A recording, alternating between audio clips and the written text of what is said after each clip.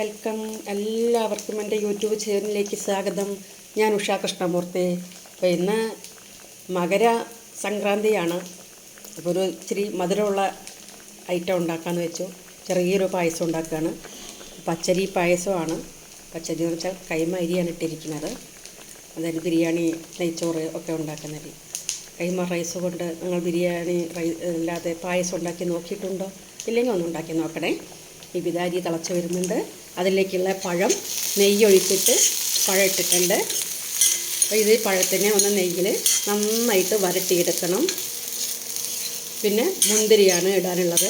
പിന്നെ മുന്തിരിയും ഇതുപോലെ തന്നെ നന്നായിട്ട് നെയ്യിലൊന്ന് മൂപ്പിച്ചെടുക്കണം. നന്നായിട്ട് വരട്ടിയെടുത്തതിന് ശേഷം നമുക്ക് ലാസ്റ്റിലാണ് ഈ പഴവും മുന്തിരിയും എല്ലാം അതിൽ ചേർക്കുന്നത്. പഴം ഏകദേശം വരട്ടി വരുന്നുണ്ട്. ഇത് നേന്ത്രപ്പഴമാണ്, അധികം പഴുത്തിട്ടില്ല. അതുകൊണ്ടാണ് ഇങ്ങനെ കഷ്ണമായിട്ട് ഇളക്കി ഒന്ന് മൂപ്പിച്ചെടുത്ത് കഴിഞ്ഞാൽ അത് പായസത്തിലേക്ക് ചേർക്കുമ്പം ഇടയ്ക്ക് ഈ പഴത്തിൻ്റെ കഷ്ണത്തിൻ്റെ ഒരു കടി ഉണ്ടാകുന്നത് നല്ലതാണ്, ഒന്ന് കടിക്കാൻ. പിന്നെ നമുക്കിടാനുള്ളത് ഇതാ മുന്തിരിയാണ്. മുന്തിരി കൂടെ വഴറ്റിയെടുക്കാം. അപ്പോൾ അത് വരട്ടാൻ ഒരല്പം കൂടെ നെയ്യ് ഒഴിക്കണം. അപ്പോൾ നമുക്ക് പഴത്തിനെ മാറ്റാം, പാത്രത്തിലോട്ട് മാറ്റാം.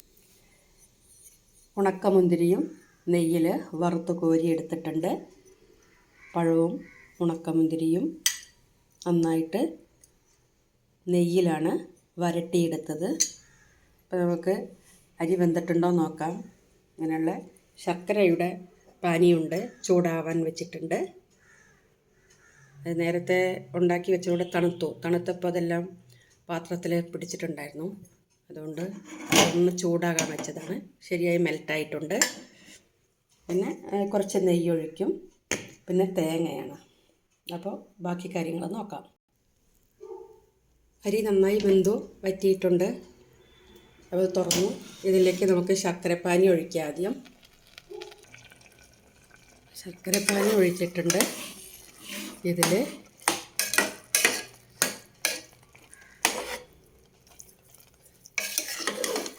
ഒന്ന് ഇളക്കി യോജിപ്പിച്ച് വെച്ചാൽ മധുരമല്ല അതിൽ പിടിക്കും. വേവിച്ച് വെച്ച അരി വേവിച്ച് വെച്ചതിലേക്ക് പിടിക്കും. ഒന്നൊന്ന് ശർക്കരപ്പാനി ഇതിനോടൊപ്പം ഒന്ന് യോജിക്കട്ടെ. ശേഷം ബാക്കി ചെയ്യാം. ഇതിലേക്ക് തേങ്ങ ഇട്ടിട്ടുണ്ട്.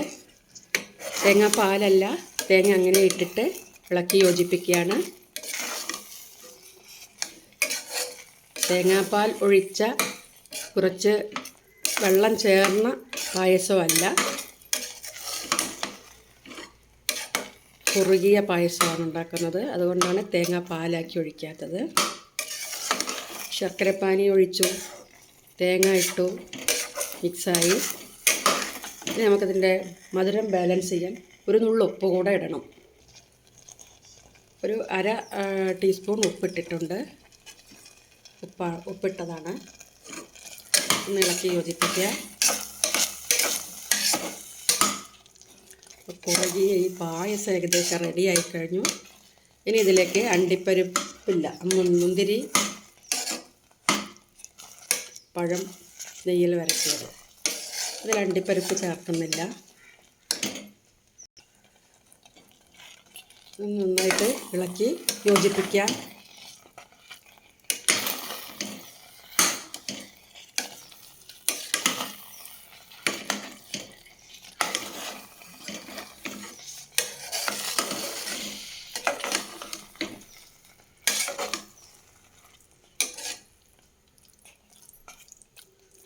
ഇനി കുറച്ച് നെയ്യ് ഒഴിക്കണം. ഒരു ടീസ്പൂൺ അളവിൽ നെയ്യ് ഇട്ടിട്ടുണ്ട്. നെയ്യൂടെ ഇട്ട് യോജിപ്പിച്ച് നന്നായിട്ട് ഇളക്കി യോജിപ്പിക്കാം.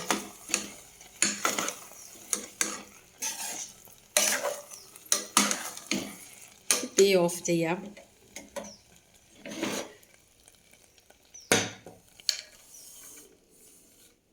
രുചികരമായ നല്ല ഒരു പായസം റെഡി ആയിട്ടുണ്ട്.